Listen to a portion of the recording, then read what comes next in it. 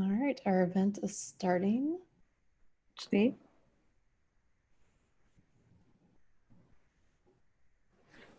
I think we're started. I thought we were started before, but I think we're started now. Hi, everyone. As you can see, we are here, Accessibility Talks. We're kind of waiting a little bit.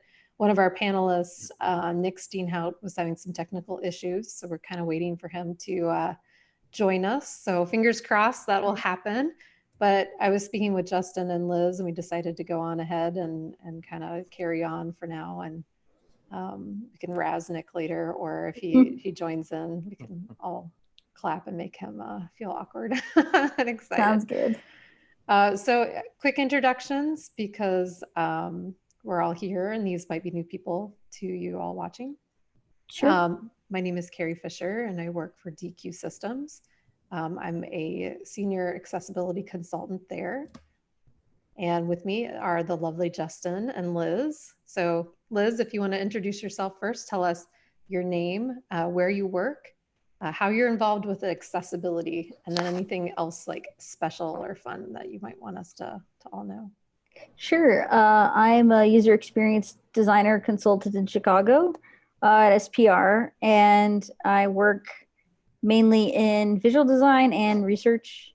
But my ally connection is that I'm a wheelchair user, and so designing for accessibility is very close to my heart.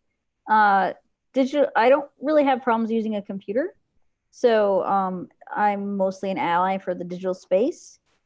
But I can understand disability in my own way. So that's what I try to speak about.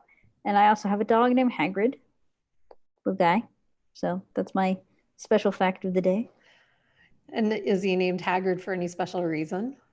The shelter actually named him Hagrid, and who doesn't love Harry Potter? So yeah, you're not a big fan of Harry Potter.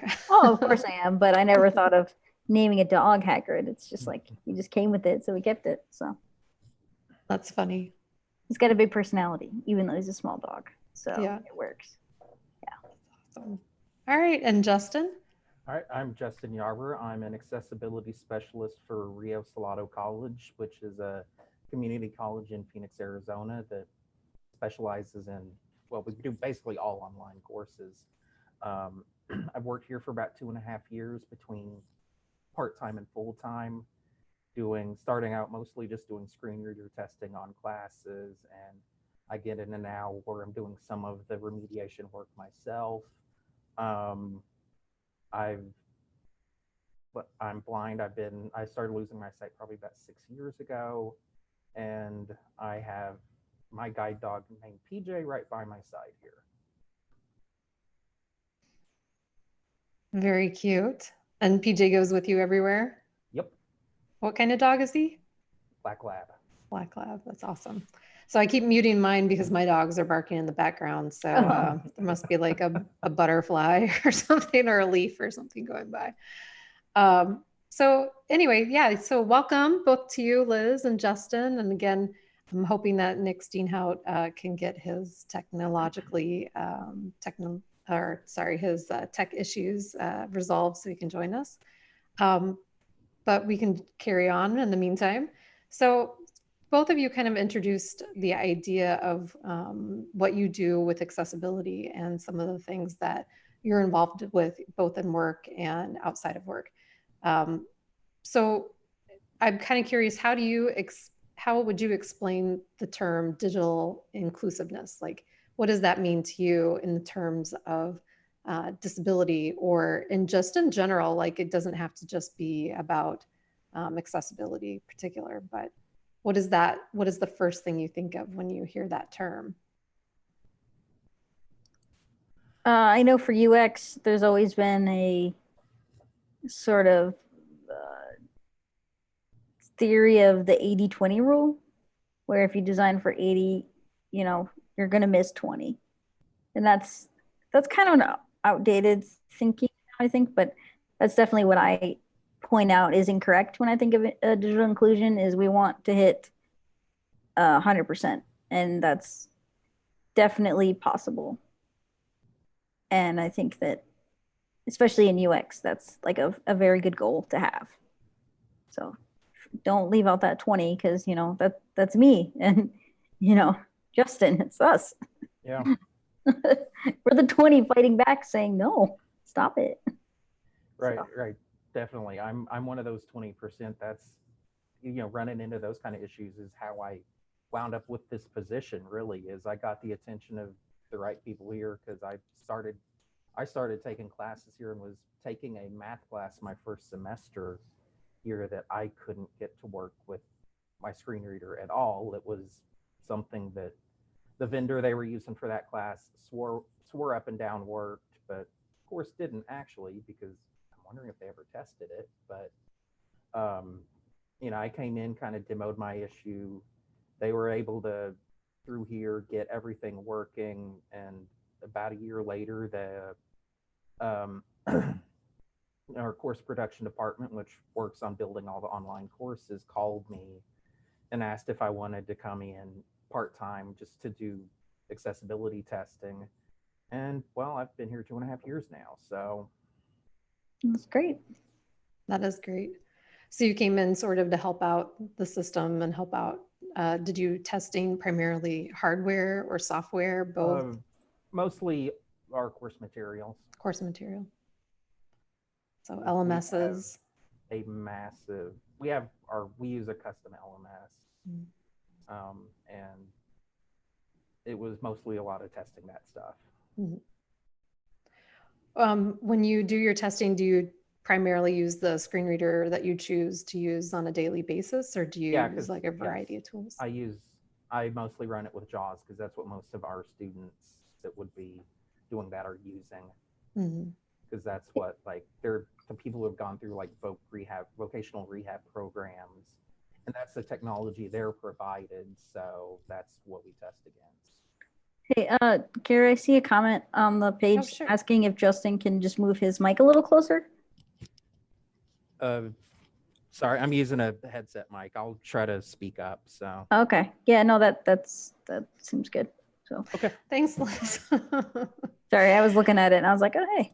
So. Yeah, we're trying out a new system. So maybe Justin would be the best person to explain why it is that we're kind of doing a different setup this time around. So traditionally, we've only done 2 other panels, but we used a system not a system, but a software called Lightstream. And Lightstream is primarily used for or Lightstream Go technically, and it's used more for like gaming. And so you can do multiple people, and then you can show screens. Basically, you can set up a bunch of scenes, and you can also have the chat that's going on, like if you connect it to Twitch or something. So it was beyond, like just the regular Zoom. Usually we just do Zoom. So we do a Lightstream, and then we did a connecting to YouTube to live stream this thing. But Justin and I, when we were testing the tech for that, ran into a few issues. And I don't know if he wants to tell us that story, but it's related to digital inclusion. Because he's a saint, and I was getting pissy, like starting to get angry. Because no matter what we did, the video, the audio, like the integration within YouTube, and it was just a mess. It was either like I couldn't hear you or you couldn't hear me, or video wasn't coming through. It just never seemed to just all gel using that system. And what was your screen reader saying when you were running into these roadblocks? It was working just fine as far as I could tell. It just, like I said, the audio wasn't coming through, or, my computer wasn't putting it out or something. I don't even know if it was really an accessibility issue. The platform seemed accessible enough. Like I could work all the controls and stuff. We just couldn't get it to work. That's interesting. Carie, when you talked about how, Justin was really patient and you were kind of getting upset at the lack of accessibility, that's something that's been on my mind lately, because I've been working on my own sort of podcast show, and something that seems to come up all the time with me talking about accessibility is how upsetting it is when people figure out how inaccessible things are.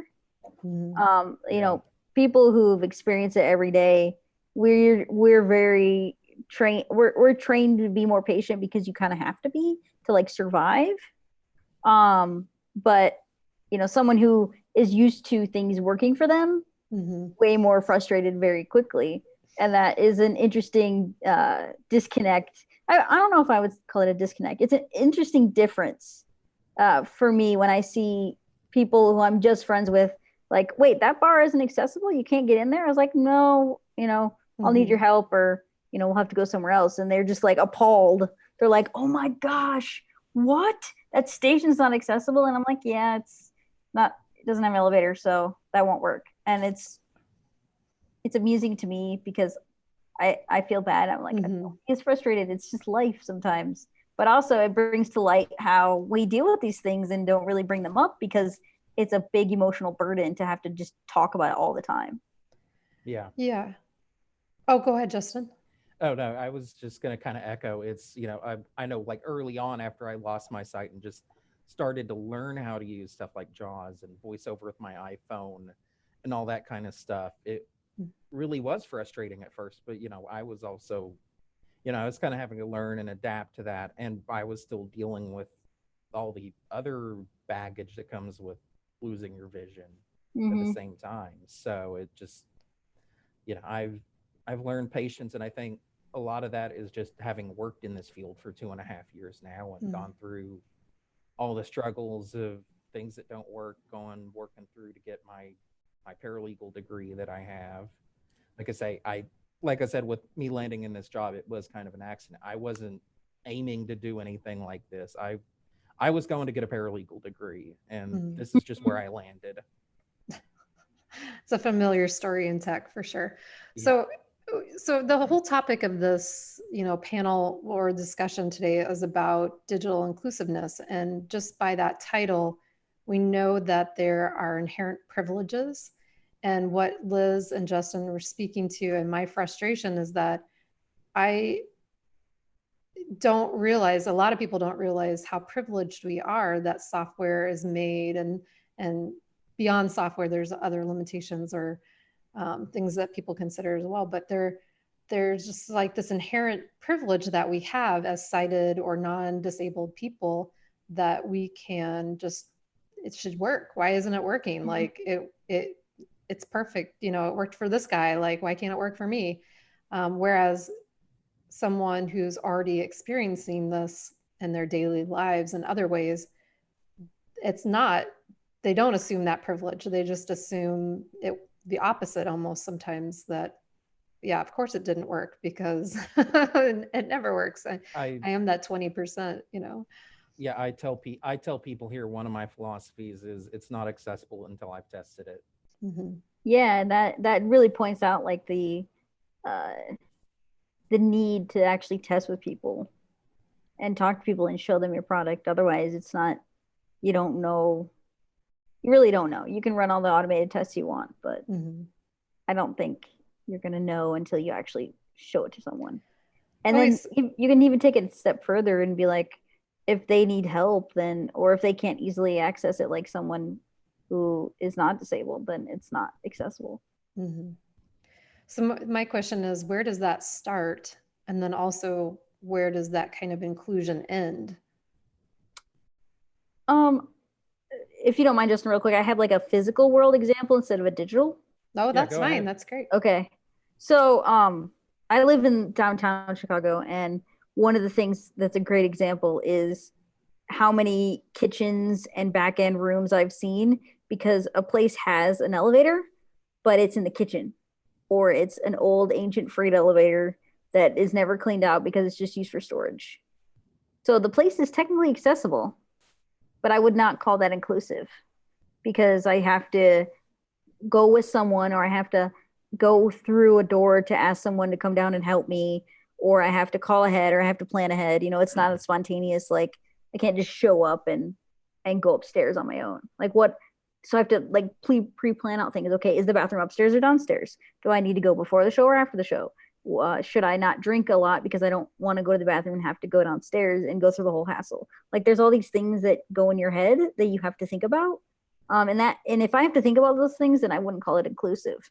You know, that is accessible, but it's not necessarily like an inclusive user experience. It's a user experience with many pain points that happen to have accessible solutions, but not necessarily a whole inclusive experience. So. Mhm. That's amazing. Yeah. Go, Justin. Yeah, I mean, like one of the big examples I can think of was just from a few years ago. My wife and I we're going on vacation. We were going to spend a night in London visiting friends and then fly up to Ireland. And I was hopping onto British Airways site to book tickets. And with screen readers, anyone who uses one would probably tell you that date pickers can be just awful. And I couldn't book the ticket on British Airways' site just because I couldn't figure out how to use the freaking date picker, and there was no other option. Wound up having to get my wife to book it. And how did that make you feel, where you had to rely on somebody else to do that?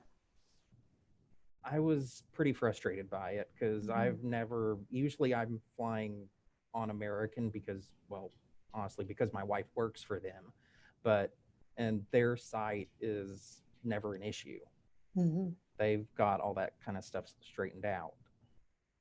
Yeah, I think of that in like the social context as well, of like, what if you wanted to book a trip to surprise your wife? Or what if you want to do it without her knowing? Like, you now have to socially rely on her, and you can't do something that someone else who can see you could surprise someone with. Right. You know? So a similar experience that Liz had for her example. Maybe there's a workaround, but it's not inclusive. It didn't feel like you were part of the system. Like you had to have somebody come and physically help you out. Yeah. Whereas, yeah. And now tickets have jumped $200. Yeah, really. Pretty sure they track those things when you do a search, and then the next time you search, it's like $300 more. So yeah. Yeah, that sounds about right. So in your work life, you've talked a little bit about some of the things that you do. How would you work? Again, Liz, you're more design based. Justin, you're maybe more testing or dev based. How would you integrate digital inclusion in your daily work? Like, is that something you think about, or is that just kind of baked into what you're already doing? It's kind of baked in for me, really. It's just, I mean, my main focus is, okay, what can we do to make this the most accessible, not just maybe even technically, okay, it works, but, user friendly and all that kind of stuff. And it's just part of how I've always thought about it. It just, how can we make this easy? Mm-hmm. So, because my disability does not affect my digital experience, I would say mine has to be much more conscious. There's the fact that if you're disabled and working in an environment, you're already tackling inclusion by just being seen, which is a good thing. I mean, I've had lots of HR people who have, said that they learned a lot just by having someone who's disabled in their company. But also, like, when I'm designing products, I try to be very attentive to how I'm designing things and thinking about those things, like text, fonts, colors, before it even gets to a product manager or anyone. And that doesn't always, I found that it doesn't always work because people are very opinionated on colors and fonts and text sizes and stuff like that. And, products I've worked on are more B2B, which is traditionally seen as like not as accessibility needed, which isn't a great attitude. Because what if someone who, yeah, I see you sighing, Justin. Yeah.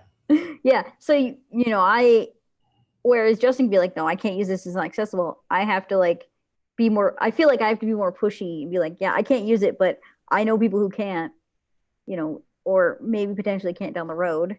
And it's always like a verbal battle, I feel. So I try to make up for losing those battles by sneaking things in or just having my own design principles reflect what I know to be accessible, or bringing up things. And I try to be sneakier about it. Like, well, you know, if someone's outside, or how are they going to read this? The contrast is terrible. Or, you know, I think people really discount how much people enjoy bigger fonts. Not just people who are low vision, but everyone. You know, I have many friends who aren't technically disabled that the font of their phone is like 3 times the normal size. That's like stealthy accessibility. Yeah. Sometimes, I mean, if you have a person in a wheelchair yelling at you about accessibility, either you're going to clam up and not listen, or pretend to listen, or you're going to dive in. And if I notice someone diving in, then you can push more, but sometimes you got to be sneaky too. That's interesting. Do you think, as someone who is physically disabled, it's a very visual thing, that they take your, you know, advice, or kind of think about things in a different way about other disabilities as well? I mean, that could be for both of you. I think it it's kind of opens like the an door elephant in a room. Would you say that, Justin? It's yeah, definitely like, oh, I can't. agree. I mean, well, you know, my expertise, obviously, because what I use is screen reader. I always try to think about other things, like maybe people who can use, you know, who do use just like magnifiers, or hearing impaired, or, you know, whatever. You know, and though they're a lot more apt to listen probably to me than, you know, just my boss muttering on about it or something. But yeah, it helps it when you see someone who's excluded, because then that trigger in your head of someone who's not used to it, like, oh, this station isn't accessible, this restaurant isn't accessible, I never thought about that before. And so if you work with someone who's blind and they can't use like your HR website because the tool that you picked isn't accessible and no one ever thought to check that, then suddenly you're like more aware.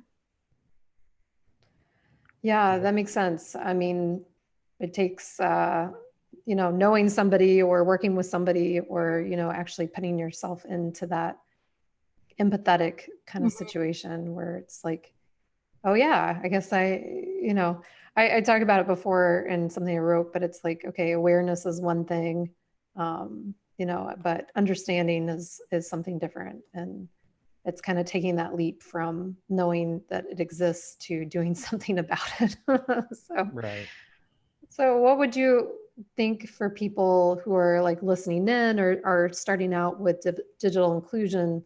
Any like pro tips for them to get started in their workplace, or even in their personal environment? It doesn't have to only be digital, but even in their personal space. Any thoughts about what you would say, hey, read this to get started, or think about this, or any thoughts on that?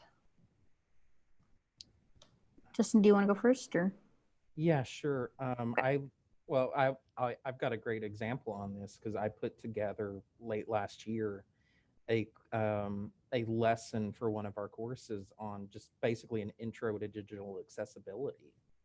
I based most of it off of stuff on just the kind of like a lot of the introductory articles off of WebAIM's website. And that would be, I think they've got a bunch of great resources. They're a great starting point. Now, you know, and with Carie, you working for DQ, you know, I've taken a lot of those DQ university classes since disabled people could get the scholarship. And if you're eligible for that, it's an amazing resource. Yeah, I've taken it as well. Yeah, that's a good push for DQ University. So for anyone who doesn't know about that, there are scholarships for people who can identify as having disabilities. I don't think they have to be visual disabilities either. It could be any kind. No, it can be any, if I recall. And it's a set of courses training people to be better at, you know, awareness, knowledge, right, of accessibility best practices, but also, you know, things that, like for getting a job, right, or learning about how to become a better assessor, or actual, you know, on the job issues that you might run into or potentially run into. And I think all sorts of range of expert level stuff. You know, it could be from exactly one who doesn't know anything to people who do coding. You know, content developers. You know, it's you don't have to be like some expert web developer guy to get anything out of it. You can, you know, anyone can really get something out of at least some of the courses. Yeah, and I think from my point of view for design, learning like very basic stuff about just text and fonts and color will make a huge difference for anyone, really. Maybe not so much people who are not visual, but in the end, I mean, going in with the attitude that I'm going to start with accessibility and not seeing it as a scary word, but just understanding what little stuff you can do without even people knowing, and checking your design ego and not putting grays too gray just because it looks prettier, which is like my biggest pet peeve. Gray on gray. Yeah, and what was the line from one of those courses I think of, that accessibility doesn't have to be ugly. You know, don't use it as an excuse. I often call it a design challenge. Yeah. Designers love that. They like roll their eyes at me most of the time, but it is. You can see it as a problem, right? Or you can see it as a something like a challenge, like something to like a puzzle, right? Something to solve. Yeah. How can I make this, like you said, Liz, at the very beginning, how do I reach 100% or as close to 100% as I can? Not just or just 80. like, I mean, if you're a visual designer, you should be putting the usability of your interface over how pretty it looks, because there's not really there's a consensus absolutely that something is usable and ugly is better than something that's pretty and not usable. And so if accessibility tactics are not in your usability toolkit, then you need, I was going to say you're not a good designer, but that's kind of mean. You need to, but it's true. Liz said it right now, right here. I'm gonna say it's true. Yeah. Well, you know, any type of artistic expression in design is going to be hard to swallow if someone's like, no, this is wrong. But, you know, when it's something that people are using as tools, you need to do better. So, and it's not hard. Just go look, you know, if you're unsure, there's tons of tools out there to test contrast, to test font sizes, to figure out what fonts work better for readability. There's lots of resources out there to just give yourself a head start. And then you can put that on your resume. Hey, I know how to design for accessibility. We talked about that too. Yeah. Well, and Liz was a part of a graduate program of a bunch of designers, and she had a meetup one time in Chicago, and I came down to visit, and there were some other speakers there as well. But that's what we said. We're like, if you on paper look exactly like the same cohort that's graduating, same credentials, experience, but you can put on there, I also know about accessibility, you know, then that's part of the digital inclusive sphere. People are going to be like, take notice and be like, oh yeah, wow, you know, let's do this. Yeah. At least that's the hope, right? Well, I think hopefully in the future people will expect it more than it being a skill, but right now it's definitely a skill that will make you look up. I think a lot of emphasis has been put on code for so long. I think that we're kind of seeing the shift now back to design and putting that emphasis on design more so. What were you going to say, Justin? Oh yeah, I was going to say it is something definitely we're seeing more of an emphasis on. We earlier this year, the core competencies for our like intro web development classes were changed, and we got accessibility put in as one of the core competencies for our web dev classes. That's awesome. It's a big step, just having it baked into the structure of everything. Yeah, it really is. So Liz talked a little bit about some of the design best practices for digital inclusion. Justin, do you want to speak to anything with Codebase or what you're seeing in the courses that you're developing, or even just in the testing sphere? I mean, so much of it really is just semantic HTML and using, using things properly, not doing, the thing that always makes me sigh, let's make the div clickable because we can. The or Probably the biggest thing I see a lot of issues with, really, with images in classes is just alt text. Which, since I can't see the image, I just get whatever is put in that read to me, and it's one of those things. It's like it. I think I've seen a lot of people say it's like it's one of the most basic accessibility things, but it's one of the hardest to get right. Have you have any examples of like really bad or really good sites that you've been to? Not throwing anyone under the bus. I can't think of anything off my top of my head. So there's this question I always have with, so I go sometimes to clients and we talk to them about alt text as one of the training materials. And we talk about informative images, actionable images, and like decorative images, right? And there's also like this kind of like sort of kind of a smaller group that's called, I say like mood images, like it's not necessarily informative, could be considered decorative, but it's also setting the feeling of the page or the section. Yeah.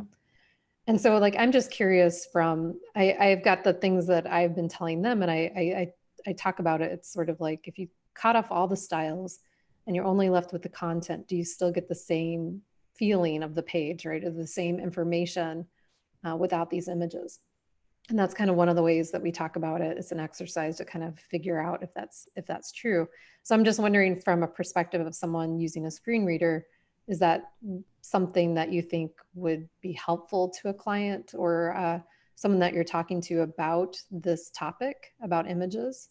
I mean, or do you have any other pro tips for us? Like with the mood images, I'm always going to err on the content of providing alt text versus treating something as decorative. That's just my philosophy. It's one of those things you can kick around so much. I mean, as long as you don't like the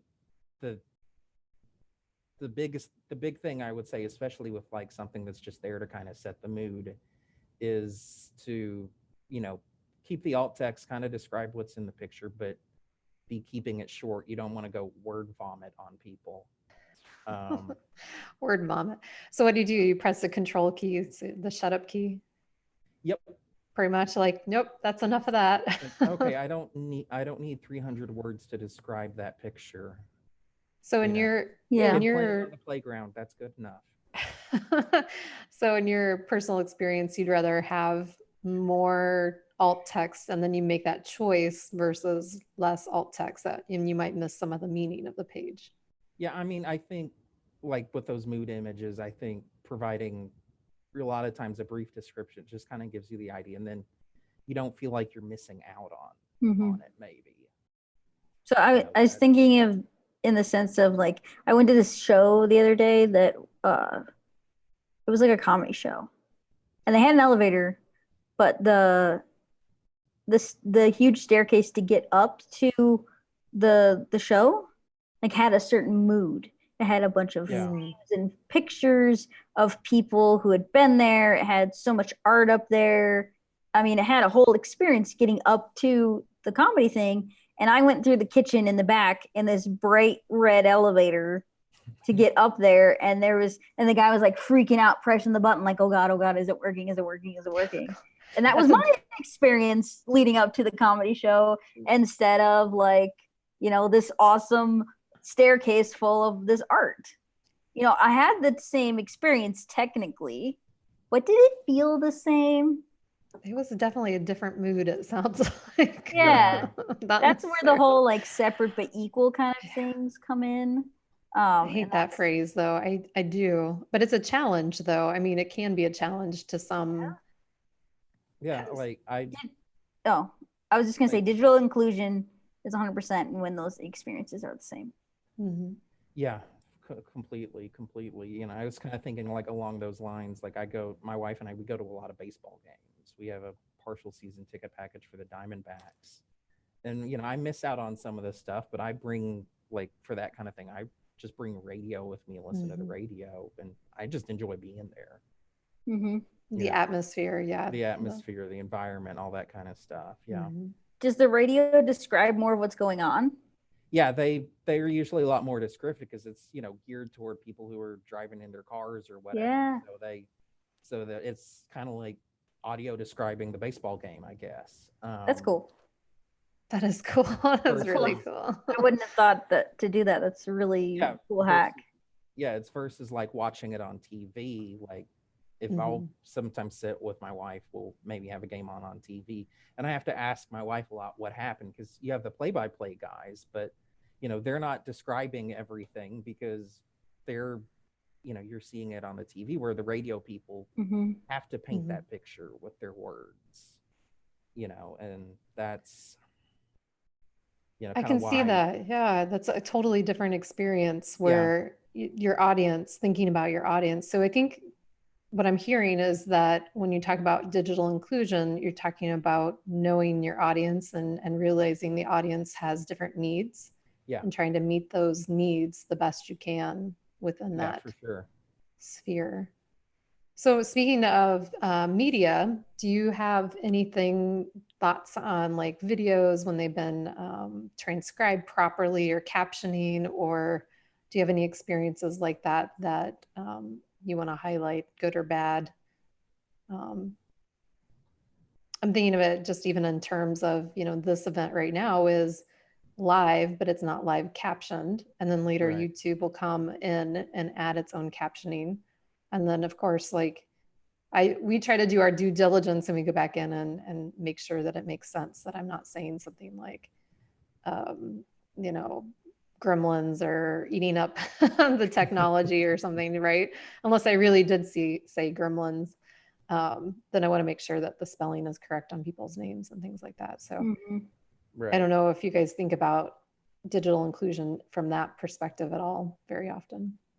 I mean, I certainly do think about transcripts, because it is really nice sometimes. Maybe I don't want to listen to that 30-minute audio clip or whatever, and oh, hey, this has a transcript, and I can just load up the transcript and hit control or insert A, whatever, on my laptop, have it read it to me, and it takes me a lot less time, really, because I'm one of those people that has their screen reader set to talk so fast that only I can understand it. You know, that's pretty stealthy though too, when you have it that fast. There's no way I couldn't understand it, that's for sure. Yeah, it's like my wife's like, I occasionally pick out a single word out of that, but that's it, you know. No worries. Well, hey, we've been joined by Nic Steenhout. I just want to say hi to him and give him an opportunity to introduce himself. We've assigned all the digital inclusive tasks to you. Yes, of course. That's part for the course. Yeah, I'm sorry I'm late. I got stuck at the Apple Store. It took forever. Oh, no worries. And it looks like you're in your RV, possibly? Yes, I am. What state are you in currently? Currently in New Mexico, heading north. We have to be across the border in just a few days, so we're going to go back to Canada for a little bit. Oh, cool. That's a long haul. You're in like southern United States. It's only about 1,600 miles. Oh, only. Okay. Cool. We've done what, 1,200 miles, 12,000 miles in the last year, something like that. I'll have to send you a link to Nic. Nic had he got stranded for a little bit in New Mexico, but he got his repairs, it looks like, and they're back on the road. So yep, on the very road again. excited. Cool. All right, so Nic, everyone else got to introduce what they do, their name obviously, but where they work and kind of what they do. And we defined digital inclusiveness already, but if there's anything you want to add to the conversation, I know you're kind of catching up, but yep, I'd be curious to know what you've defined it as, but just for me, I think I interacted a little bit with you, Liz, and with you, Justin, recently on Twitter, so I'm not a complete mystery, probably. I'm the accessibility testing team lead at Nobility. I've been doing web accessibility for about 25 years. I've been very involved with the independent living movement. I was the program director of a Center for Independent Living when I was in Chicago. Woo. And I was here in Chicago, Liz. Yeah. I was actually not in Chicago, but I say Chicago because it's convenient. But I was program director of Progress Center for Independent Living in Forest Park. It was all of suburban Cook County. Then I was the executive director of a Center for Independent Living in Savannah, Georgia. And then I buggered off to New Zealand for a long time.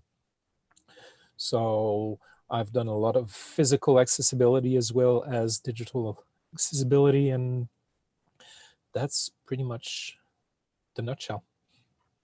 Cool. Yeah, definitely. We've been talking about, what we defined as digital inclusiveness, and for everyone it's different. Liz with her background in design, and Justin a lot with more with testing, and some coding, I think, as well along the way. What is your experience with digital inclusiveness and ways that you incorporate that at Knowbility? My experience with digital inclusiveness and how I incorporate that.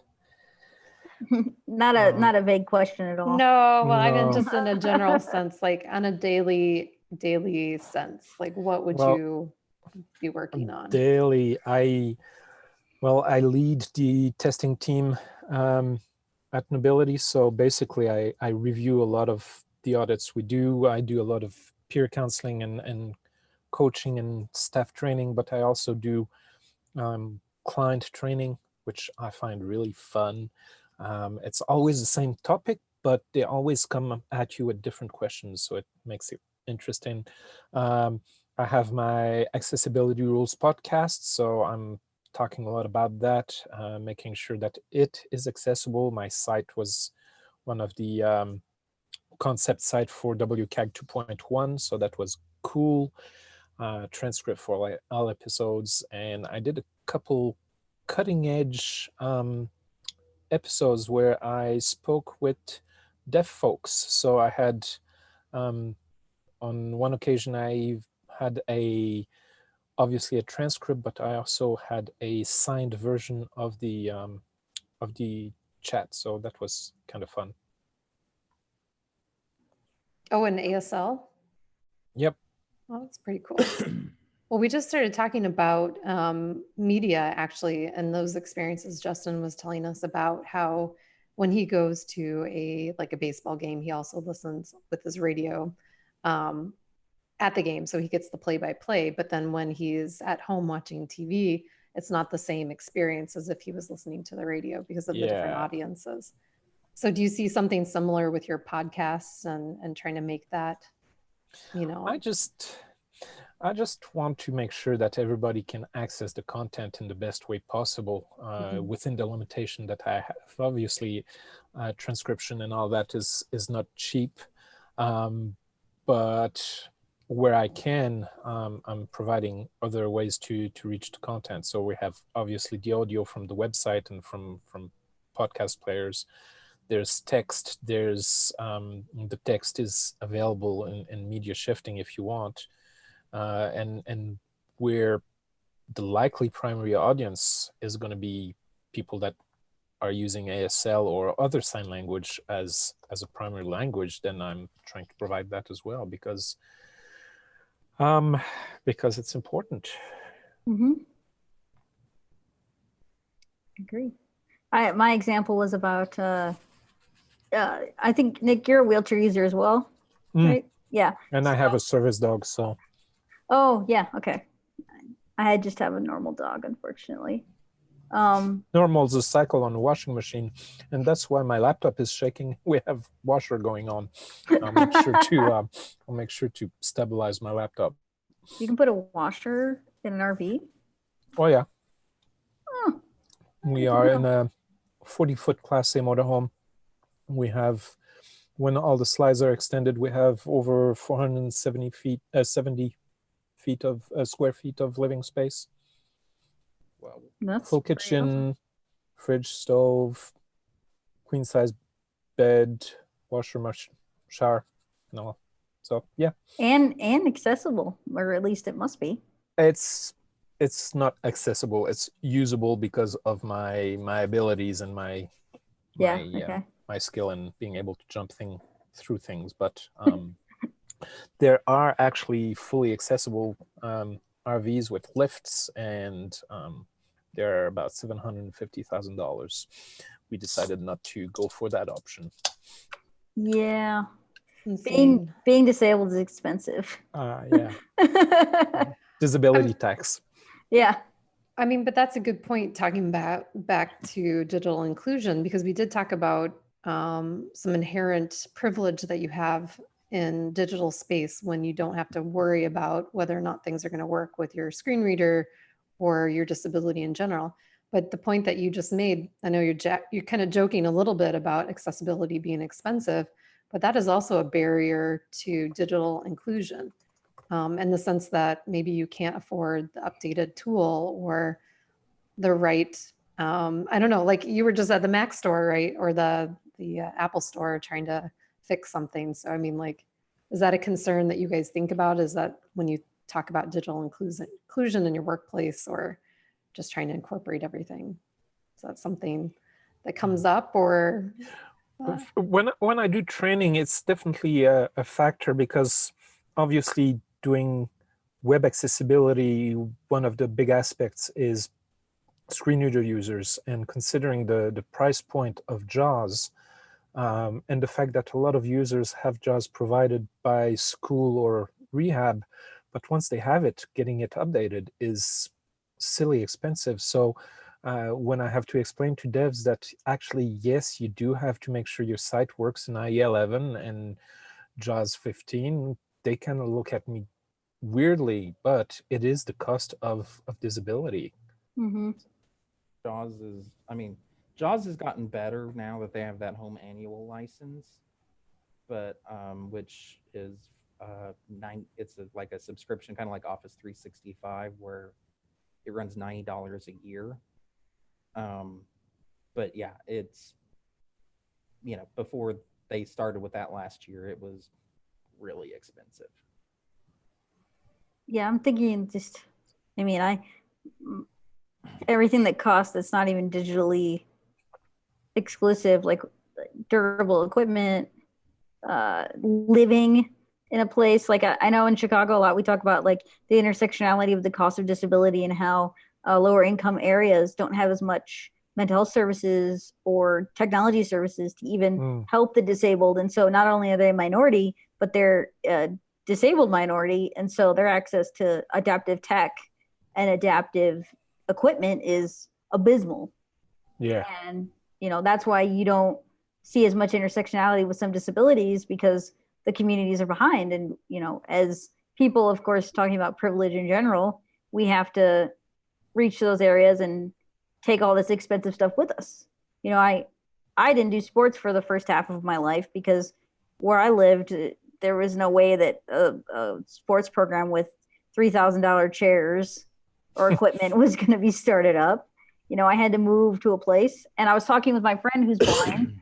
I interviewed for her for a podcast I'm starting, and she was talking about how she just moved to the city. She's trying to find a job, graduated college. She uses a cane to walk, so she has significant impairments with her vision, and she moved to the city because living where she grew up, there's absolutely no freedom. Here we have public transit, here we have Uber, we have all this stuff that she can use to get around, but at home there's no technology for her to be independent, and she solely relies on people around her. And so even that sort of like economic or geographic limitation is life-changing for her. So yeah, I totally can identify with that. I grew up about an hour and a half outside of Houston, and the public transit there versus compared to living in Phoenix, which I'd moved here before I lost my sight, so I never had to try to learn my way around a place that didn't have sidewalks anywhere, or had barely any public transit. But I look back and know, I think about it, I couldn't live there. I'd be really limited in what I could do. Yeah, because it's so car-based. Mhm. Yeah.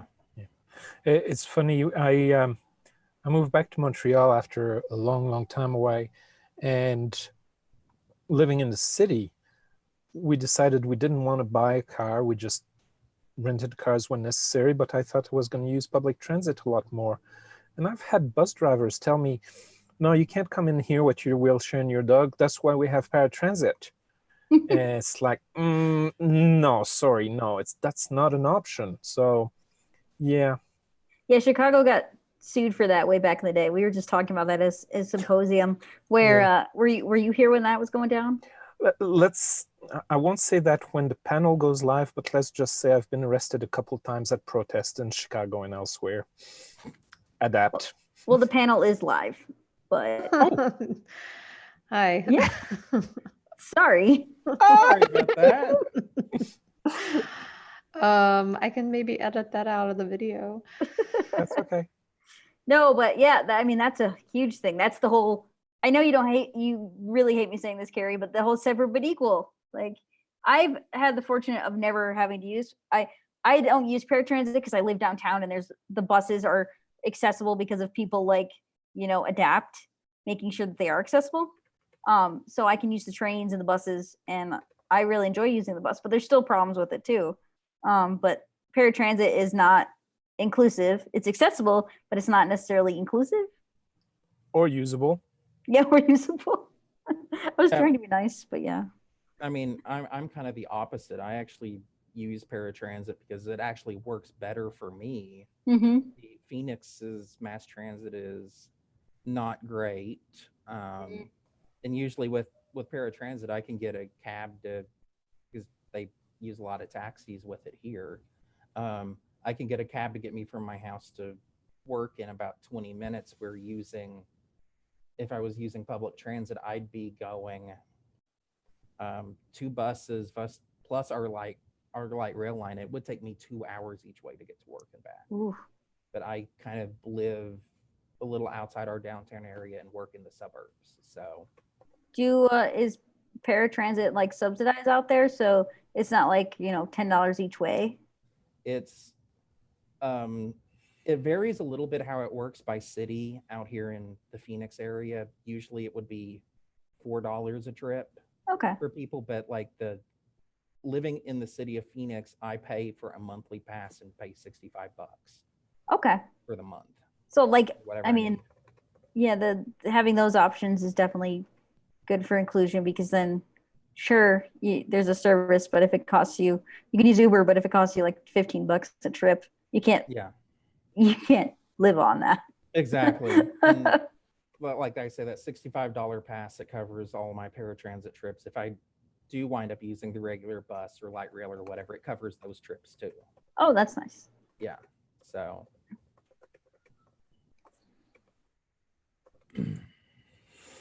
Well, we've kind of hit at the hour. I have some time to go a little bit further. Okay, I wanted to can't double go check. You could a little bit more. Okay, we'll Yeah. save Nick a little bit from the discussion. Sorry again that you were having some technical issues and had to join late, but you owe me. I owe you big. I'm sorry. You're cool. I think the blackmail was the fact that you admitted things that you didn't know were live. So we are live, unfortunately, or fortunately. We did have one question come in from Shane Williams. I just want to make sure that we get the chance to address that question. Do we have any examples of accessible sites or experiences that you think aren't just usable, but actually excellent, that you would want to talk about in the terms of digital inclusiveness?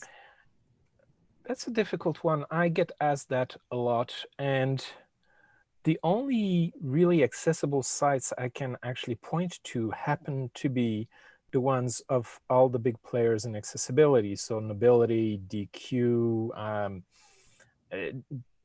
TPG and all that. So those are really the ones that are doing a lot of work towards accessibility.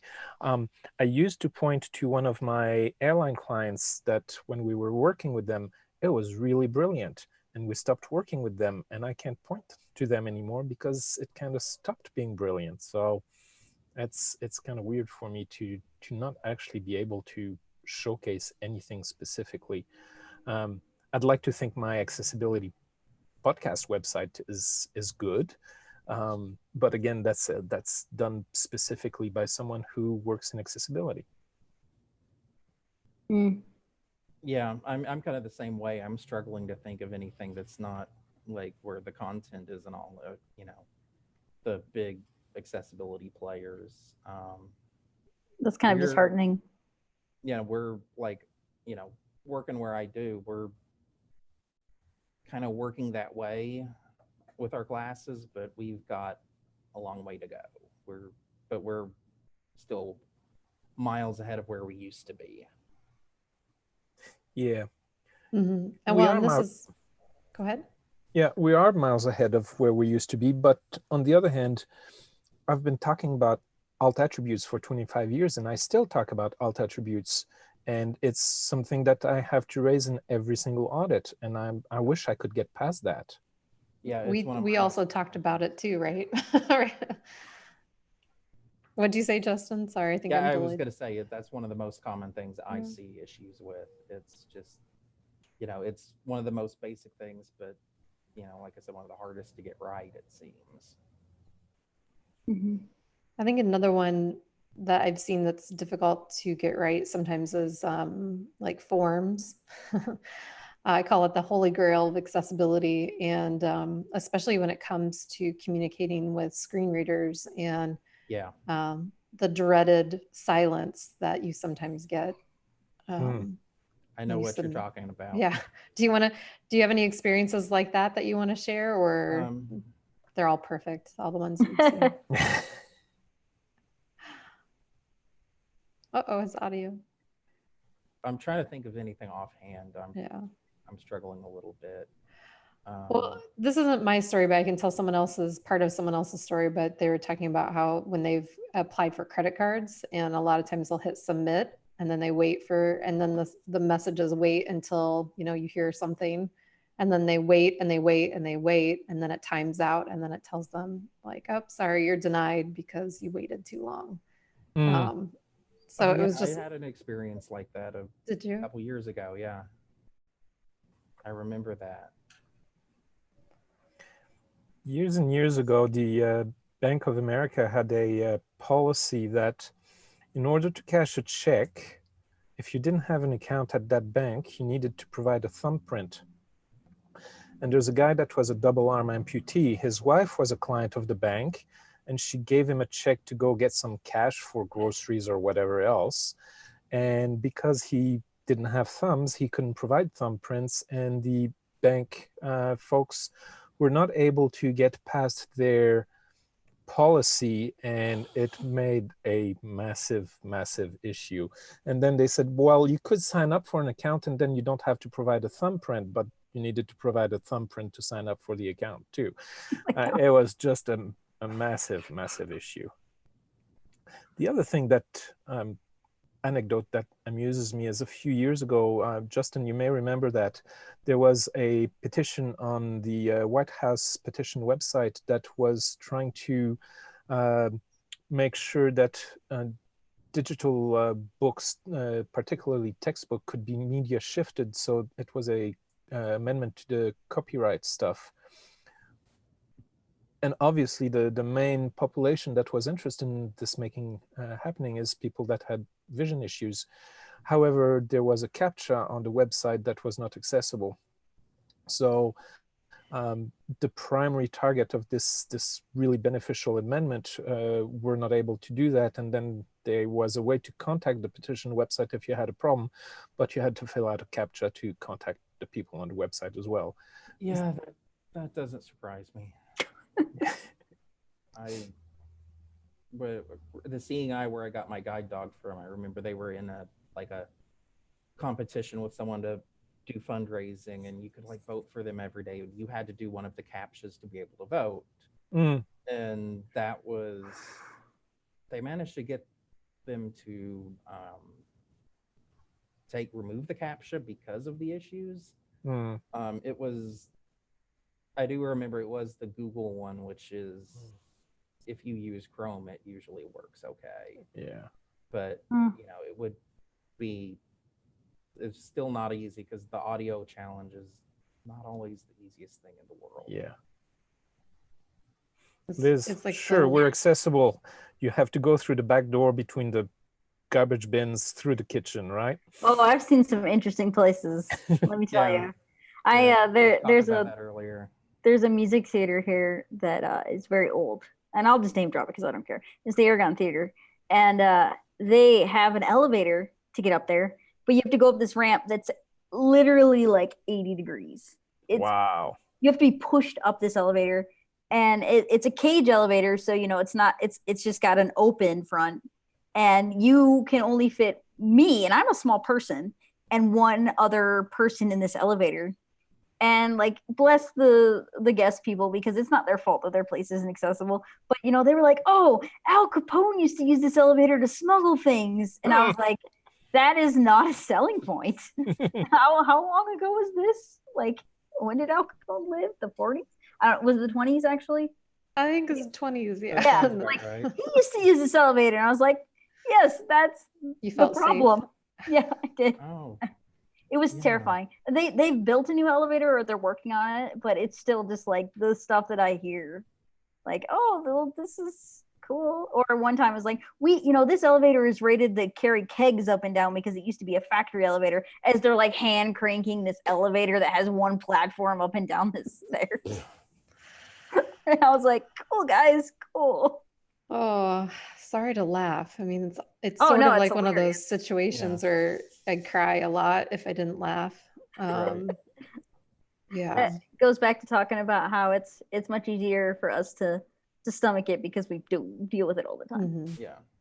And, But it shouldn't be that way. That's my point, is that Yeah, I but think, it is. Yeah. but it doesn't have to be. I think that's the thing. I think the laziness of everyone over the years, and I think that the idea of inclusion in all spheres, not just disability and accessibility, but I think that in all spheres is kind of opening the door to actually thinking about these things a little bit deeper and trying to make changes. I'm optimistic about the future, more so than I have been in the past, but and then I see a site that totally fails, and then I cry again a little bit. Yeah. But As you say, we stomach it because we don't have a choice. But don't you have times where it's just like too much? You just kind of like, yeah, I've dealt with this, and I've dealt with this, and I've dealt with this. And, I get people wanting to pet my dog 12, 15 times a day. And most of the time they don't ask. And most of the time I say, please don't pet him. He's working. And then on the 20th time, I'll say, hey, he's working. Get off. Yeah. And people think I have a chip on my shoulder. And it's just like, comes a point where enough is enough. And how many captchas do you have to get through, Justin, before you start getting upset? Yeah, it's something we've run into here. I've had to work with a couple other blind employees because to change your password here to get into like your email, you have to go through a captcha. It's the Google one, so I know all the tricks and can tell them what to do. But what of the people that don't know all the tricks? Exactly, that's the problem. They don't know. Do it in Chrome, and yeah. And that's one of the ways we started off this conversation about digital inclusiveness, was the fact that, when we were testing with Justin the screen reader, the system that we normally use wasn't robust enough, we could never get it quite right. And we tried for a long time, and he's all patient and kind and generous with his time. And I'm over there getting angry, like, why isn't this working? And blaming everybody. Lunch, so I was in a good mood. Maybe, but I mean, but that's the whole point, right? Is of digital inclusiveness, is that you have the same experience. It's not a separate. I hate that. I do hate that term, Liz, because the separate but equal, because it's not equal if it's separate like that. No. That's not being inclusive. No, that's what I'm saying. That was the point of saying it. Like, some people like equate, well, if you go to a different website that's screen reader friendly, but you don't have the same website, that's separate, but it's not equal. And invariably, that gets left behind. You Exactly. update for Yeah. a couple updates, and then suddenly there's goes in two separate ways. There's just so many, yeah. So many ways to get it wrong. Yeah. Yeah, it reminds me, the city council in New Zealand were planning renovations, and one of the things I was pushing for is to make sure that the council chamber was fully accessible. And they say, oh, well, we have a system, it works. So on the day I was going to talk to my submission to the city council, I used this system that actually didn't work because someone needed a key to come and open the locked door, then walk you through the building, take you through an elevator, cross across a platform. Yes, this system worked until it didn't. And it was actually perfect because I was nearly half an hour late to speak to my submission to city council on the fact that their system didn't work, because their system didn't work. So it was actually perfect for my purpose at the time, but it would have been very frustrating otherwise. So this idea of we're going to manage this solution, manage this situation, you can't manage long term. You have to make it accessible from the get-go. There's nothing quite as powerful as being able to go, this doesn't work and here's why, and being able to actually illustrate it. It kind of opens people's eyes. Yeah, you can't argue with facts. I mean, you just can't. I mean, you can. Well, you can try.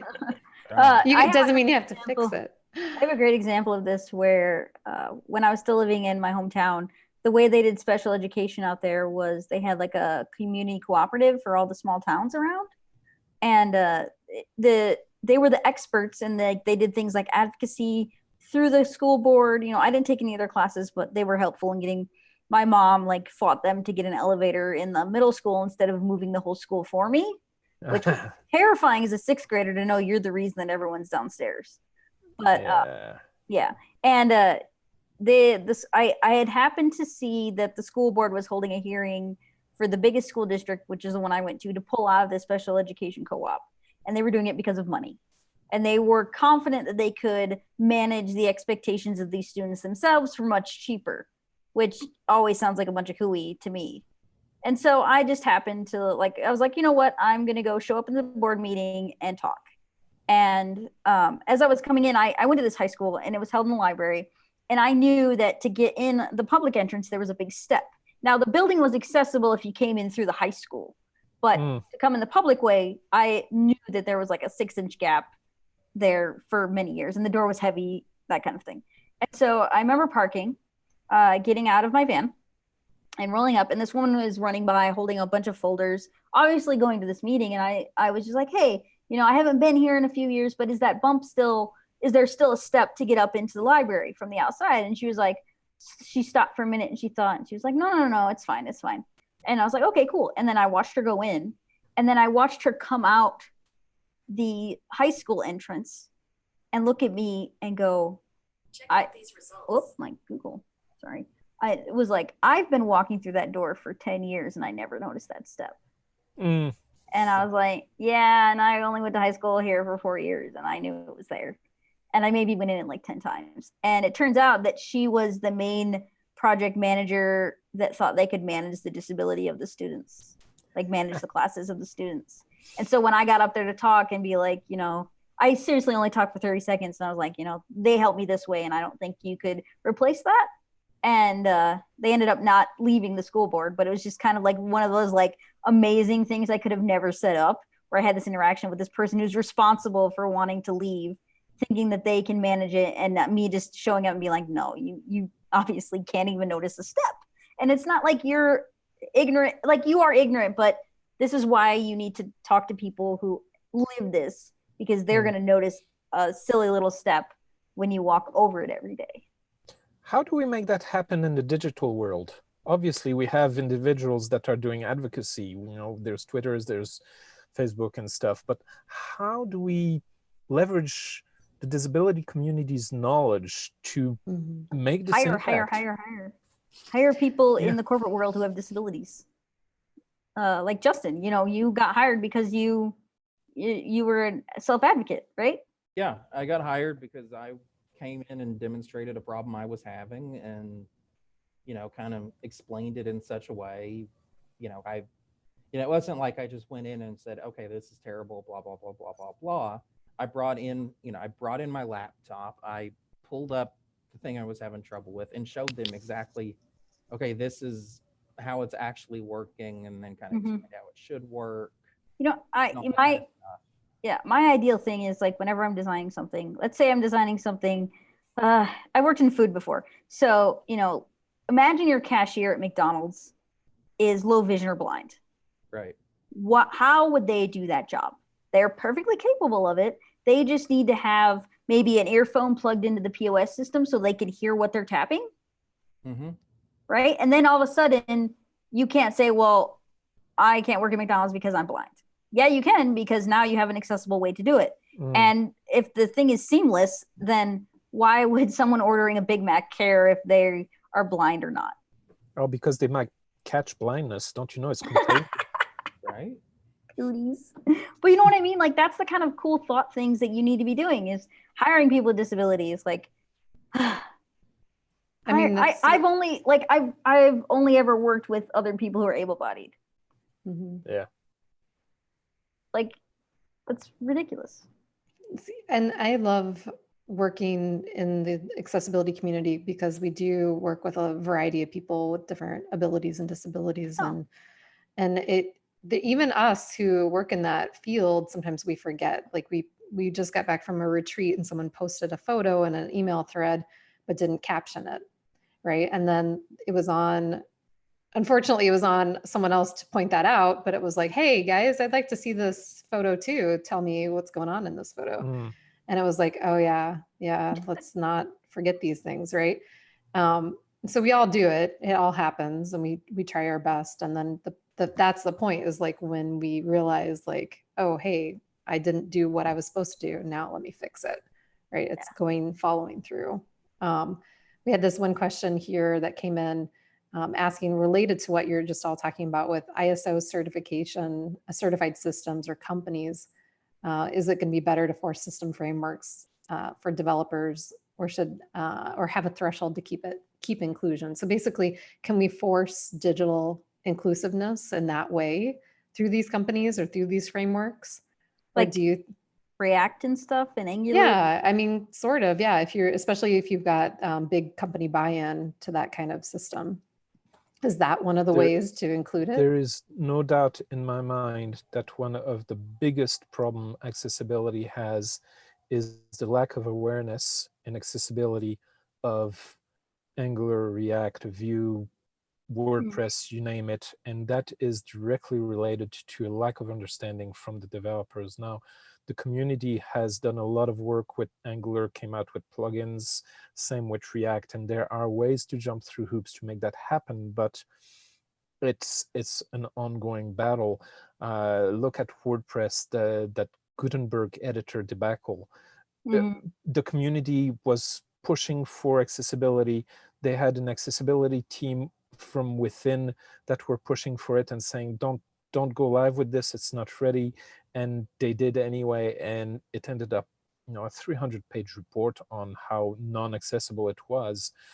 If these kind of things were actually addressed from the get-go, if all the tutorials out there included accessibility, then the people that are learning about it, that are developing, that are using these tools, would be so much further ahead. But perhaps taking it back a step is, why isn't accessibility and basic HTML and basic CSS taught at boot camps?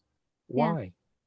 The majority of accessibility issues can be summed up to write HTML properly. Well, and that was the description of this digital inclusion as well, as with the WebAIM study, where they were saying, what was it, 65% more issues with ARIA on a page than without. So do you think that things like that, like developers they're aware of the issues, but then not just the developers, but people are aware of the issues and they try to make it better, and in fact, they actually make it worse because they really just don't even understand what it means. They see, accessible rich internet application. Hey, well, let's put ARIA all over the place, and that's going to make it accessible. And there's So a I lack just- of knowledge. Just real Sorry. quick, I have to get going. I'm sorry, Nick. Yeah. But I just want to say real quick that I am down for storming the offices of Google and Facebook to make them make their languages accessible. I'm down for that. I think that would help developers. They don't always know what they're doing, and they need help. And- Designers too. Yeah. yeah, designers too. I think design is a little more conscious right now than like actually Mhm. frameworks looking into that. And I think that could be our next adapt protest where we get arrested. And I have not been arrested doing advocacy, so I need to check that off my bucket list.